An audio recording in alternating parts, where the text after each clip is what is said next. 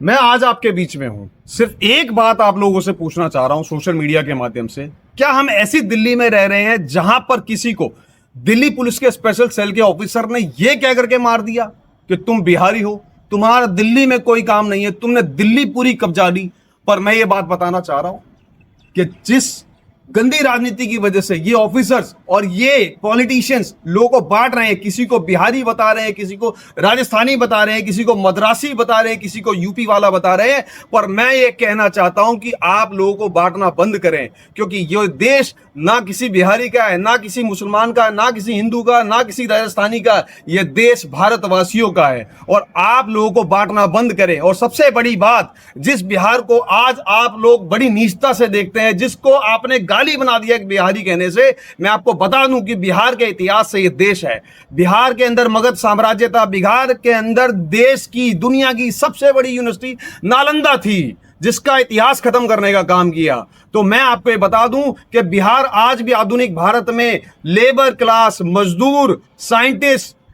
Engineers, इन सब के नाम से जाना जाता है। बिहार देश की रीढ़ की हड्डी का काम करता है। और ऐसी ही दिल्ली के अंदर, आप राजधानी के अंदर एक चीज देखिए कि यहां पर एक ऑफिसर, दिल्ली पुलिस को यह कहा जाता है कि दिल्ली पुलिस आपकी और हमारी आंख और कान का काम कर रही है, लेकिन आप ये देखिए कि ये तो बिहार से आने वाले युवा साथियों का, जो देश का भविष्य है, उनको खत्म करने का काम कर रहे हैं। आप ये देखिए कि दिल्ली के अंदर इतना इनसेंसिटिव मैटर हो गया है कि जहां पर किसी के हाथ काट दिए जाते हैं। जब कोई हलवाई अपना मेहनताना लेने किसी के घर पे जाता है कि साहब मैंने आपकी बिटिया की शादी में टेंट लगाया था और मैंने आपका सारा काम किया है, आपके हिसाब से किया है, उसके बाद जो अपना पैसा लेने जाता है तो उसको घर में बिठाकर रस्सियों से बांध दिया जाता है और बांधने के बाद उसके हाथों को उस ग्राइंडर से काटा जाता है जिससे कोई पत्थर काटता है। और दूसरी बात, यहां भी नहीं बढ़ता, जब उसके बाद भी कोशिश करते हैं तो लोग वो ग्राइंडर उठा करके उसकी गर्दन पे चलाने का काम करते हैं। और यहां पर आप सिस्टम देखिए कि ये लोग,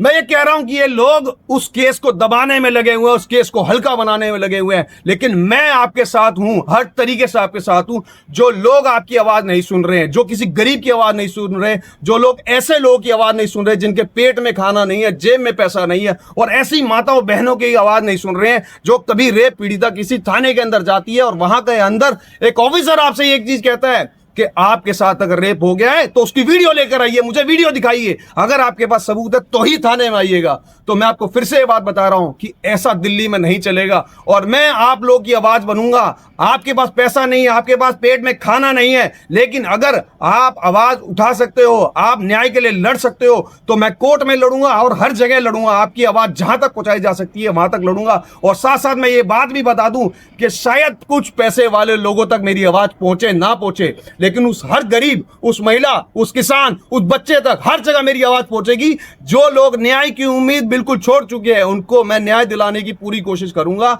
और मैं फिर से ये बात बता रहा हूं आपको कि सिस्टम जितना चाह ले, मेरे होते हुए आपकी आवाज दबा नहीं पाएंगे और मैं आपकी आवाज मजबूती से उठाता रहूंगा, मजबूती से आपके लिए लड़ता रहूंगा। और मुझे देश के कानून पे पूरा भरोसा है कि जब तक हम लोग जिंदा है, जब तक देश के अंदर कानून मानने वाले जिंदा है, जब तक बाबा भीमराव अंबेडकर साहब के लिखे हुए सुनहरे कानून को लोग मानते हैं, और जब तक न्याय प्रणाली मौजूद है, आपको ये मनचाही चीजें करने नहीं देंगे। और जब तक आप मजदूरों की, दलितों की, महिलाओं की, रेप पीड़िताओं की आवाजें आप दबाएंगे, तब तक मैं आपके लिए लड़ता रहूंगा और आपको याद दिलाता रहूंगा कि आपके अपने घर का ये भारत नहीं है, ये भारत, ये हिंदुस्तान हम सबका है। और आपको बात माननी पड़ेगी, आपको झुकना